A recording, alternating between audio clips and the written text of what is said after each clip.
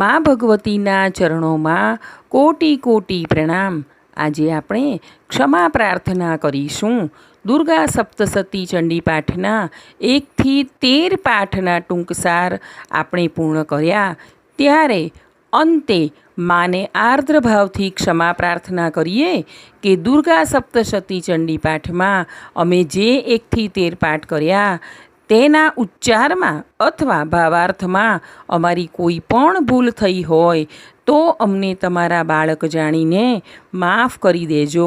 અમે આ દરેક અધ્યાય સાંભળવામાં કદાચ વહેલું મોડું કર્યું હોય, કદાચ રોજ ન સાંભળી શક્યા હોય, કોઈ વાર એક તો કોઈ વાર એક સાથે 2, 3, 4 એમ બધા અધ્યાય સાથે પણ સાંભળ્યા હોય, કામ કરતાં કરતાં સાંભળ્યા હોય, તમારા ક્રમ અનુસાર ન સાંભળ્યા હોય કે ન કર્યા હોય, તમારા પાઠને વાંચતા પહેલાં શાપોદ્ધાર ન કર્યો હોય તથા તમારા પાઠ કરતાં કે સાંભળતા બીજા વિચારો મનમાં આવી ગયા હોય તો હે માં, અમારી આ બધી ભૂલોને તમે ક્ષમા કરી દેજો અને અમને અમારા જીવનમાં સાચો માર્ગ બતાવજો। તમારી સંપૂર્ણ કૃપા દ્રષ્ટિ અને આશીર્વાદ અમારા કુળ પર રાખજો। યા દેવી સર્વભૂતેષુ દયારૂપેણ સંસ્થિતા નમસ્તસ્यै નમસ્તસ્यै નમસ્તસ્यै નમો નમઃ। આજે છે દુર્ગાષ્ટમી।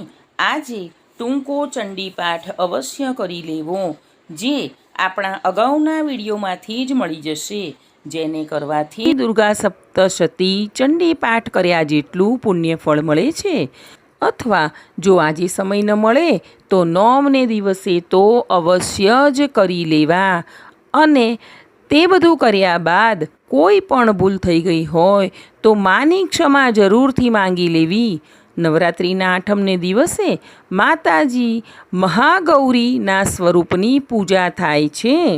શ્વેત હસ્તી સમારૂઢા શ્વેતાંબરધરા શુચિઃ મહાગૌરી શુભમ દદ્યાદ મહાદેવ પ્રમોદદા।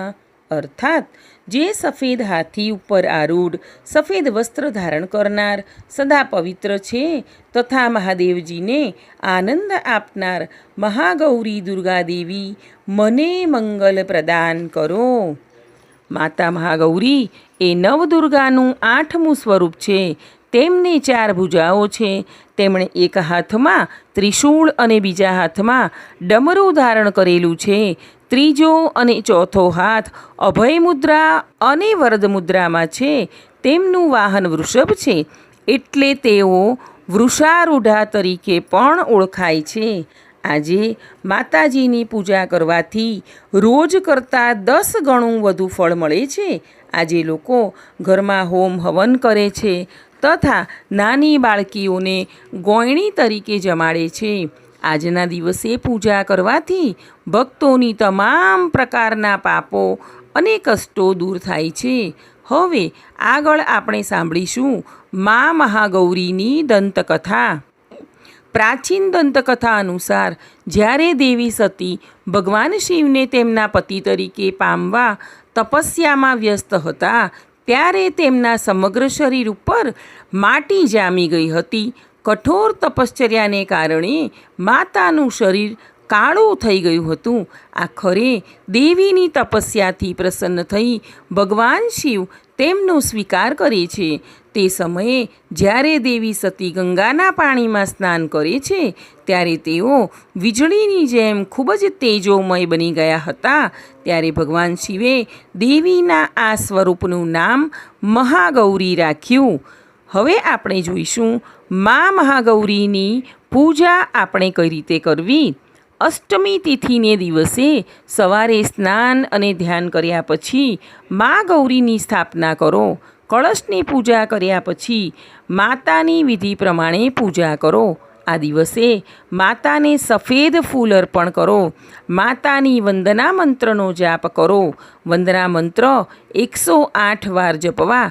તે પછી અગાઉ કહ્યા મુજબ કવચ, અર્ગલા સ્તોત્ર, કિલક સ્તોત્ર અને સિદ્ધકુંજિકા સ્તોત્ર વગેરે કરવું.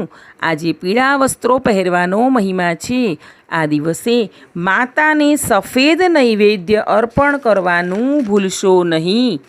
આમ અહીં ક્ષમા પ્રાર્થના, નવદુર્ગાનું 8મા દિવસના સ્વરૂપની માહિતી અને પૂજાવિધિ તથા કરવાના પાઠ અંગેની જાણકારી આદિ અહીં પૂર્ણ થાય છે. બોલો દુર્ગા માતની જય, મહાગૌરી માતની જય, ઉમાપતિ મહાદેવની જય. નવરાત્રિની વિશેષ દિવસોની જાણકારી મેળવવા માટે આપણી આ ચેનલને લાઈક, શેર અને સબસ્ક્રાઈબ કરજો. આપણે સૌ હંમેશા ખુશ અને નિરોગી રહીએ તેવી માના ચરણોમાં પ્રાર્થના.